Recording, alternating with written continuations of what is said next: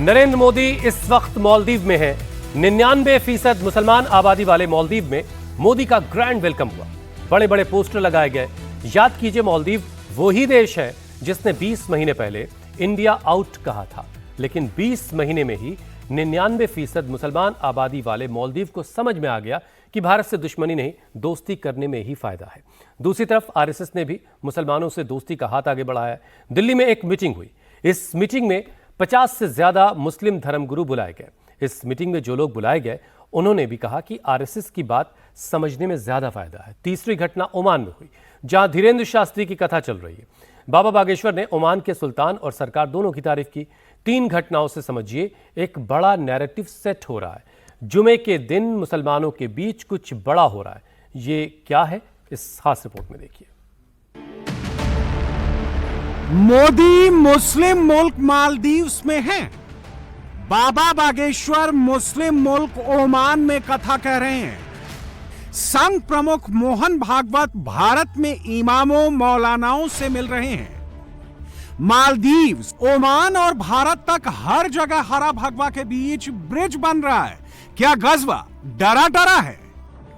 मोदी, योगी, भागवत और बाबा बागेश्वर मुसलमानों को मनाने की डगर पर हैं। क्या भगवा हरा का नया कॉम्बिनेशन सेट हो रहा है? क्या मोदी मुसलमानों को ऐड कर रहे हैं? बाबा बागेश्वर भाईजान को प्लस कर रहे हैं और संघ प्रमुख भागवत नई इक्वेशन सेट कर रहे हैं। यह सब क्या है, क्यों हो रहा है, कैसे हो रहा है, समझ लीजिए।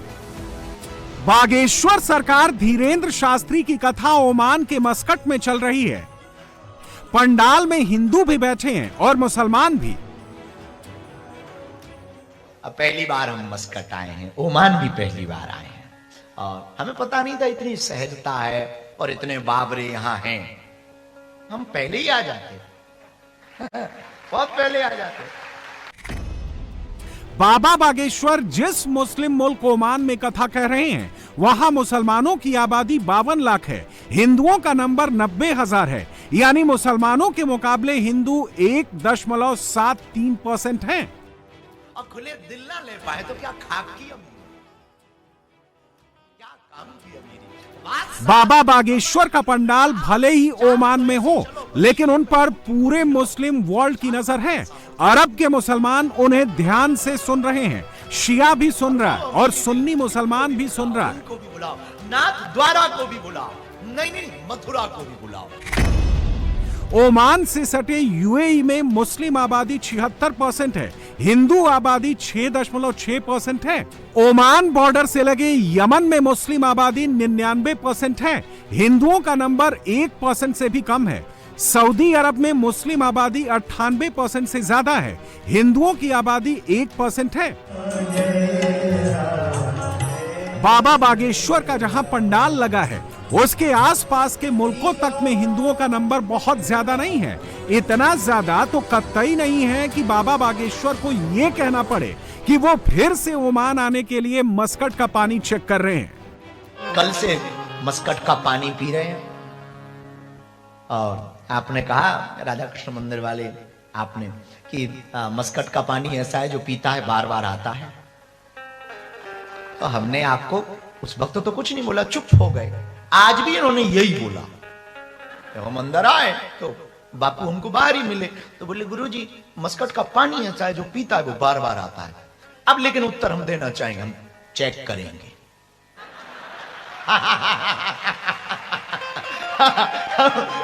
उस वक्त तो नहीं बोल पाए, अब बोलते हैं कि चेक करेंगे। भारत के पड़ोस में बांग्लादेश है, पाकिस्तान है, वहां भी हिंदू रहते हैं।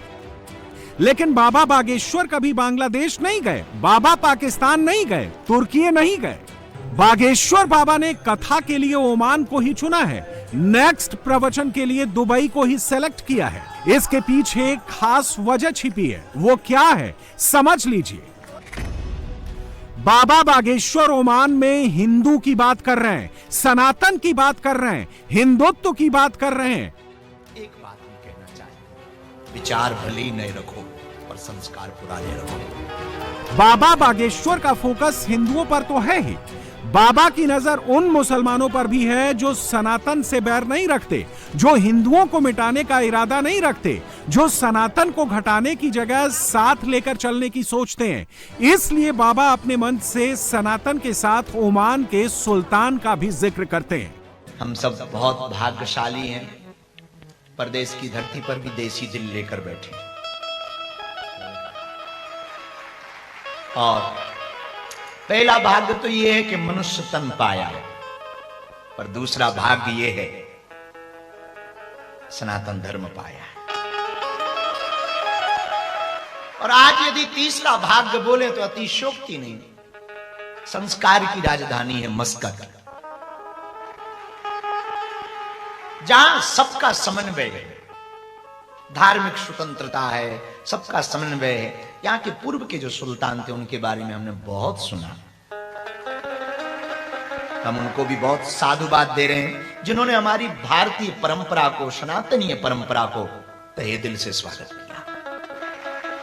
और वर्तमान के सुल्तान, उनको भी खूब साधुवाद। हम कल राम मंदिर गए, बहुत अच्छा लगा, एकदम गदगद हो गई। लगा कि देखो भले ही ऐसा लगा नहीं कि हम विदेश में हैं, ऐसा लगा कि भले ही विदेश में हैं, पर आनंद इतना अद्भुत, इतनी ऊर्जा। ठाकुर जी कल झूला का आनंद ले रहे थे।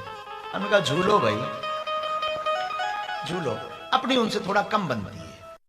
वो मुसलमान जो हिंदुओं को दुश्मन की नजर से नहीं देखते हैं, वो मुसलमान जो हिंदुओं को साथ लेकर चलना चाहते हैं।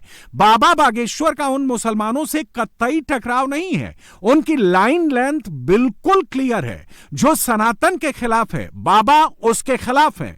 धीरेंद्र शास्त्री का टारगेट हर सनातनी तक ये ही मैसेज पहुंचाना है।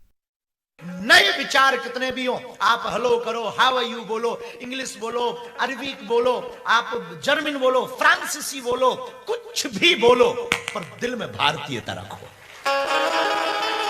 दिल में अपनी संस्कृति रखो। बागेश्वर बाबा क्या सिर्फ मुस्लिम मुल्कों में जाकर कथा ही करते हैं, या फिर मुसलमान उनसे कनेक्ट भी होता है? क्या वहां का मुसलमान उन पर थोड़ा बहुत भी भरोसा करता है? इसका अंदाजा बागेश्वर बाबा के पिछली दुबई ट्रिप से लग जाएगा। धीरेंद्र शास्त्री पिछले साल दुबई गए थे तो उनका स्वागत करने सिर्फ हिंदू नहीं आए थे, मुसलमान भी आए थे। धीरेंद्र शास्त्री का जब दुबई में पंडाल सजा था तो कुर्सी पर सिर्फ सनातनी नहीं बैठे थे, दुबई के शेख भी बैठे थे। क्योंकि दुनिया जानती है, बागेश्वर बाबा लंदन, दुबई, ओमान, न्यूजीलैंड कहीं भी जाएं, उनका मैसेज वसुधैव कुटुंबकम का ही रहता है। सब हमारे अपने हैं, हम तो वसुधैव कुटुंबकम वाले हैं, सबको अपना मानते हैं। क्या लंदन, क्या पाकिस्तान, क्या बांग्लादेश। मुसलमानों से नजदीकी बढ़ाने का दूसरा चैप्टर मालदीव में चल रहा है। गली गली में मोदी और मालदीव के राष्ट्रपति मोइजू के पोस्टर लगे हैं, तिरंगा लहरा रहा है। मोदी मुस्लिम मुल्क मालदीव पहुंचे तो वेलकम करने पूरी सरकार दौड़ी चली आई। राष्ट्रपति मोहम्मद मोइजू खुद आए, सीधे मोदी के गले लग गए। मोदी से मिलने सिर्फ राष्ट्रपति नहीं आए, defence minister, foreign minister, finance minister, home minister भी रिसीव करने एयरपोर्ट पहुंच गए। मालदीव में जिस तरह मोदी का वेलकम हो रहा है, लग नहीं रहा कि ये वही मालदीव है जहां कुछ दिन पहले इंडिया आउट का नारा दिया गया। दोनों देशों के बीच रिश्ते तल्ख हो गए थे। अब वही मोइजू मोदी के गले लग रहे हैं, मीटिंग्स कर रहे हैं, इंडिपेंडेंस डे पर चीफ गेस्ट बना रहे हैं, क्योंकि मोदी ने मोइजू को समझा लिया है, मालदीव के मुसलमानों को मना लिया है। मालदीव में मुसलमानों की आबादी 99% है, हिंदू आबादी सिर्फ 0.27% है। मालदीव भले ही मुस्लिम मुल्क है, लेकिन जब भी यहां कोई संकट आता है, मोदी सबसे पहले मदद को तैयार हो जाते हैं। हिंदू मुसलमान का कोई एंगल फिट नहीं होता।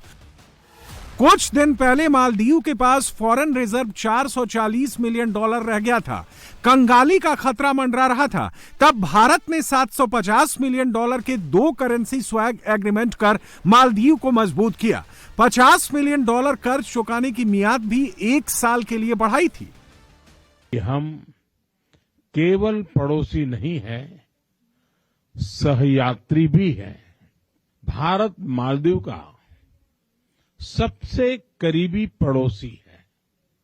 मालदीव भारत की नेबरहुड फर्स्ट पॉलिसी और महासागर विजन दोनों में एक अहम स्थान रखता है।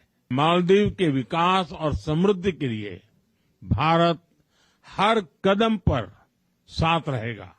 मोदी को मुसलमानों से परहेज नहीं है, वो भाईजान को अपने करीब ला रहे हैं।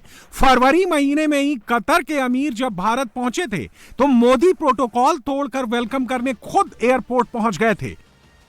बाबा बागेश्वर ओमान के मुसलमानों को जोड़ रहे हैं, मोदी मालदीव के मुसलमानों को कनेक्ट कर रहे हैं। तो भारत में संघ प्रमुख मोहन भागवत भगवा हरा का नया कॉम्बिनेशन रेडी कर रहे हैं। दिल्ली में संघ प्रमुख मोहन भागवत मुस्लिम धर्मगुरुओं के साथ बैठक कर चुके हैं।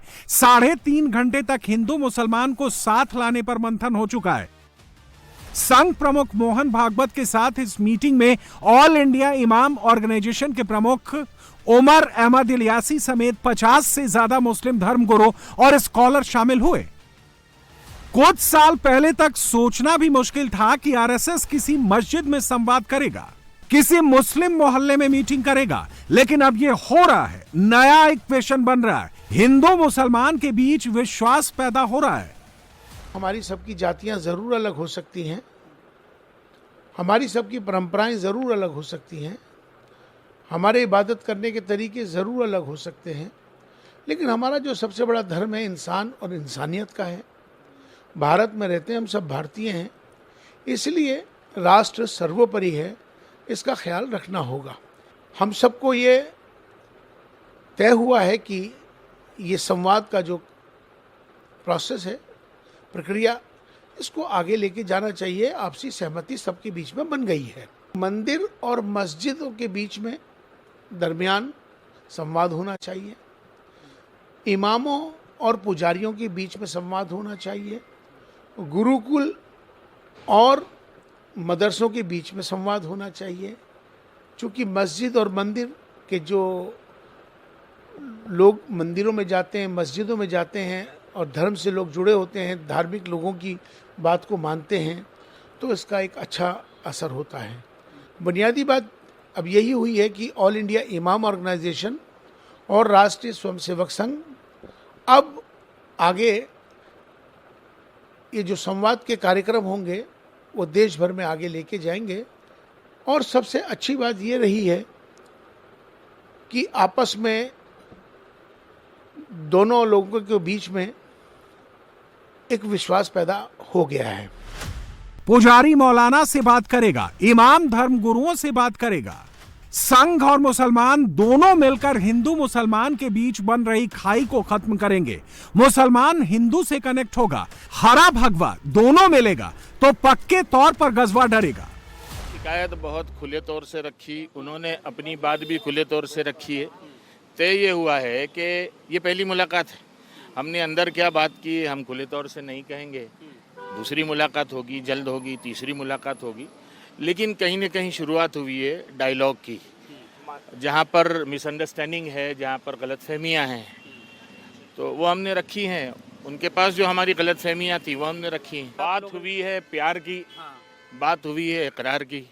बात ये हुई है कि बाहर निकल के कोई कड़वा नहीं बोलेगा, अंदर भी किसी ने कड़वा नहीं बोला। उन्होंने हमें बहुत अच्छे गौर से सुना है, हर एक बंदे को सुना है, दिल की गहराइयों से सुना है, और कुछ अच्छाइयाँ भी हैं, कुछ जो गलत हो रहे हैं वो भी सुन लिया और उन्होंने नोट भी किया है। और उन्होंने कहा अगर जो गलत हो रहा है उस पर हम भी बात रखेंगे। वो मैं भी एक संघ का चीफ हूँ, मैं किसी पॉलिटिक्स से तो हूँ नहीं हूँ, मगर एक संघ का चीफ हूँ। चीफ होने के नाते ये मुद्दे में उठा दूँगा। जब तक बड़े बड़े आपस में बैठेंगे नहीं, क्या शिकायतें हैं, क्या परेशानी, वो हल कैसे होगी। मुसलमानों को करीब लाने की कोशिश पहली बार नहीं है, पहले भी संघ प्रमुख मोहन भागवत इसका संकेत दे चुके हैं। अप्रैल महीने में ही भागवत ने मुसलमानों के लिए संघ के दरवाजे खोलने के संकेत दिए थे।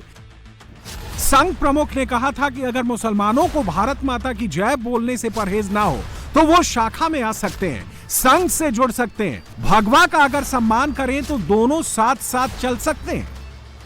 2022 में मोहन भागवत ने कई मुस्लिम धर्मगुरुओं से बातचीत की थी। 2022 में ही संघ प्रमुख भागवत हजरत निजामुद्दीन दरगाह गए थे। 2022 में ही संघ प्रमुख एक मदरसे में पहुंच गए थे। यूपी और महाराष्ट्र में पसमानदा मुसलमानों से बीजेपी कनेक्ट कर रही है। बिहार में तुर्क समुदाय से बातचीत हो रही है। तेलंगाना और पश्चिम बंगाल जैसे स्टेट में भी आरएसएस की एक्टिविटी बढ़ गई है। बीजेपी और आरएसएस की नजर उन मुसलमानों पर है जिनकी सोच कट्टरपंथी नहीं है, जिनके अंदर जिहाद का जहर नहीं भरा है, जो हिंदू के साथ जुड़कर चलना चाहते हैं, हिंदू घटाने की जगह देश बढ़ाने पर फोकस करना चाहते हैं। इसलिए मुसलमान हिंदू का एक नया कॉम्बिनेशन बनाया जा रहा है, जिसमें भगवा भी होगा, हरा भी होगा और गजवा पूरी तरह डरा होगा।